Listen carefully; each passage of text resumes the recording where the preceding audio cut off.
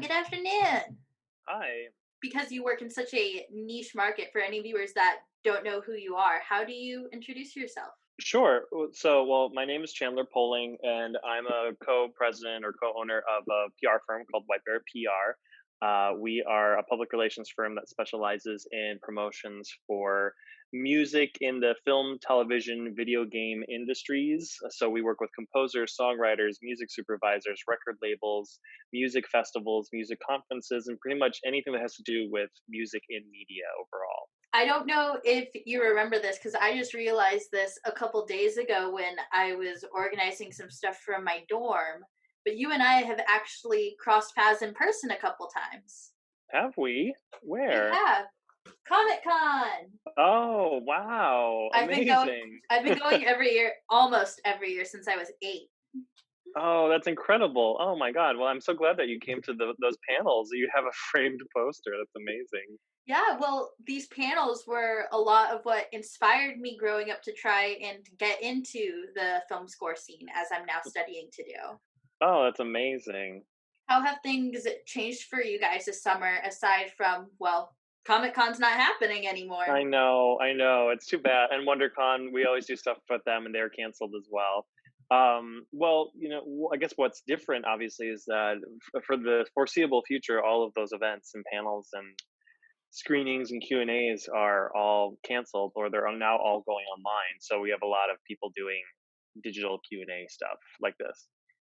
Nice. Yeah, I've noticed that your guys' YouTube channel has been a lot more active. Yeah, yeah, for sure. Ever since this all came, down to lockdown, we're like, oh, we better start creating, content as people now can't leave their homes really. So we started developing all sorts of stuff for our YouTube channel. So, one thing that I've noticed while studying at school is they talk a lot about self promotion and doing the PR yourself. What should a person that's coming out of college and is trying to break into the music industry keep in mind? Yeah, well, so we're best utilized when somebody has an existing project that they want us to promote. So we're typically one of the last people that are involved in a team, for a composer because they already need to have the film that's coming out in theaters or going to film festivals or a television show coming out, et cetera. So for students just graduating, the advice that we always give for self promotion is just a variety of approaches, but number one comes down to networking. You have to get out there, you have to build your network. There's a lot of great people that write really incredible music out there, so you have to stand out about above them in another way, and a lot of that has to do with just your ability to be a team member in the filmmaking team. So meeting directors and producers and editors and cinematographers and everybody that works in our world to start getting to know all of them and start building your network and your database of contacts. And then of course, pitching and getting your music out there, sending your music out as wide as possible, sharing it online, making it discoverable on Spotify through self releases like on CD Baby or Bandcamp, or putting it on SoundCloud. A lot of people are using these platforms as discovery tools. So, make sure your music is out there and heard. When we go through details on how to like build a great looking website and how to draft a bio and all this kind of material, we discuss with students like yourself. How did you come to be a part of White Bear PR, or how did White Bear itself come to be? Because it's part of such a specialized market. Well, in 2011, my business partner Thomas Mikus and I, we started this company to focus on the music industry within the music, of film, television, video games, etc. So we found that there was a niche and a need for publicity. That composers were have a great craft to and great story to tell, and they kind of need help. Most composers are introverted or they're working out of their studios. They're not quite adept at interviews and whatnot. So we saw that there was a need for composers. Prior to that, we were with another PR firm where they had a handful of composer clients, and so we saw that there was this interest growing. But that PR firm specialized in a bunch of different types of things, including actors and photographers and whatnot. So we just really wanted to embark on our own journey and really focus on music and media. Being part of such a niche market, at least what I've seen, success isn't as easily seen online as it is with other industries where you're getting hundreds of thousands of likes and that's how you quantify what successful PR is. But how is that different in defining what success is in a more selective area? Yeah, well, that is a very good question because it's not very quantifiable. PR is a bit nebulous, and it really comes down to people's personal and professional journeys and how the experience of the campaign might influence future decision makers. It's rarely immediately successful except for award campaigning. That's the only way we know. So obviously award campaigns, you either win the award or you don't, and that's kind of the quantifiable thing. But of course, everything else is exposure, your influence on the industry, how people know you, your name recognition, all of that goes into play when it comes to PR campaigns. So, when you say like, there's no way to tell how many thousands of likes you have, etc. We really just rely on just our integrity to execute these campaigns as best as possible.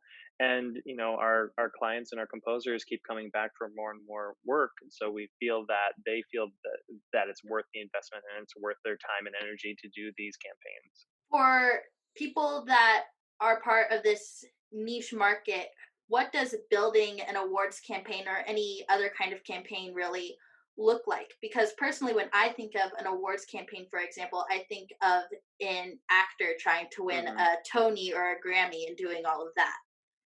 Right. Okay. So, well, most of our work is done in what we call launch campaigns. So, if they have a film coming out, television series premiering, a video game releasing, etc., a soundtrack coming out, if there's a new product coming into the marketplace, we do a launch campaign, which is working alongside the studio or network and trying to find ways to get interview opportunities, to use social media to boost the person's profile, all with the target date of the release of the launch of the film, TV, etc.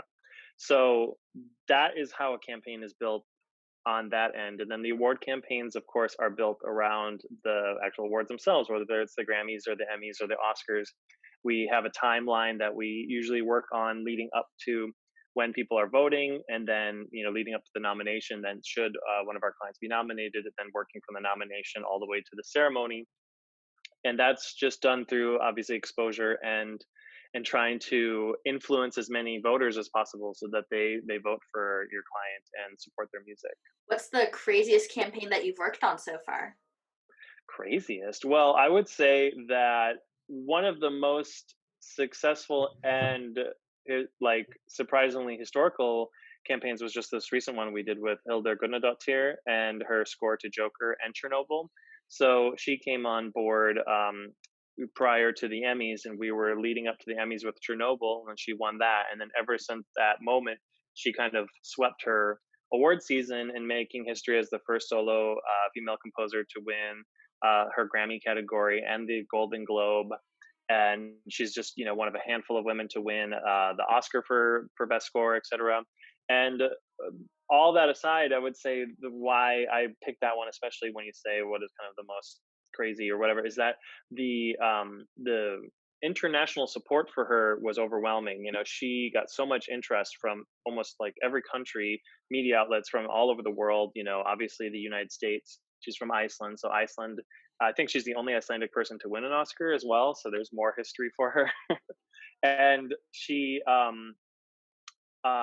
just kind of became somebody from obscurity to international prominence within a matter of months. And obviously, to deal with that personally and as all her professional team, you just really have to kind of grow with her and try to make sure that her image is protected, that her brand is keeping on point. Because she's an artist, she has a way that she wants to have herself represented in the world, and it's our job to make sure that we're not misrepresenting her. So as more and more interest grows as a company, we just have to be have more and more integrity to kind of keep her vision going forward as well. So, when you're doing that, how do you create a brand for a person that is then part of another brand? Like she has her own brand, but then she's also part of the whole Joker brand.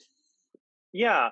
Well, it's less so much about her and Joker, but her and her relationship with the director Todd Phillips, and her and the story that she shares with Joaquin Phoenix about how her music influenced his performance. And so I know what you're trying to ask is there's one way to be branded connected with superhero properties and kind of big studio feature films or whatever, but she maintains the image of being a unique artist, that having a unique sound.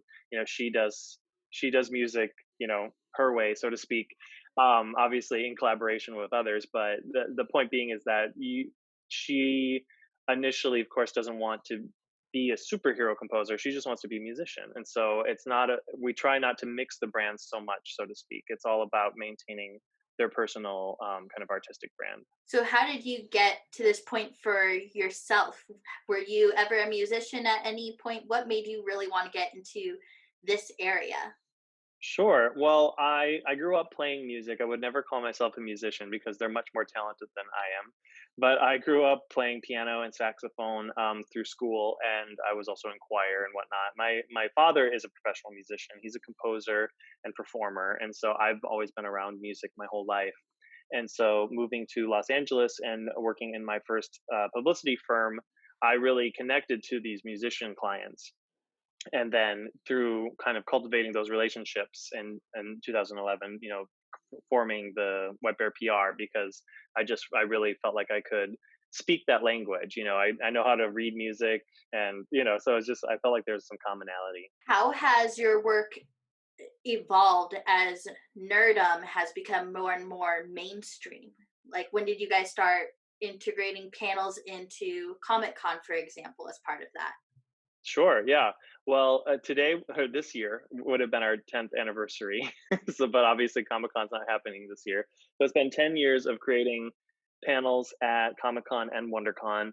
I had been going to WonderCon and Comic Con prior as a fan because I'm a big nerd myself. So I have seen it evolve from just being in love with comic books and going to these conventions and seeing the popularity of shows and film and video games and everything infiltrate and kind of explode these conventions. And I think it's great. I mean, I love the more the merrier. I hear people complain all the time about how Comic Con's too crowded, or that it has a bunch of non geeky, or not geeky enough content or whatever. But I'm always like, come on, like I said, the more the merrier. Let's all have fun. Now that you're going to these cons as a professional, do you still do anything recreational there or do you really focus on work? Oh, no, both. I mean, definitely. Last Comic Con, we were very busy. We did this John Wick soundtrack scavenger hunt with Perez Saraband, our record label client. We did our annual panel, the character of music. Yep. I and I feel like we had other activity going. Well, we had some clients that had premieres, and we did interviews with them. Uh, oh, we did Galaxy Quest in concert. Oh, look at you! Oh yeah. That's great. Yeah, we did Galaxy Quest in concert with David Newman. So yeah, we had a very active Comic Con last year, but I do love to go and have fun. So while most professionals go down for like a night or two, I'm there for the whole weekend. I'm having fun. I am dressing up in cosplay. I'm doing whatever I can. I'm having a great time. Last year, I did a character from Into the Spider Verse. You mentioned doing that concert last year.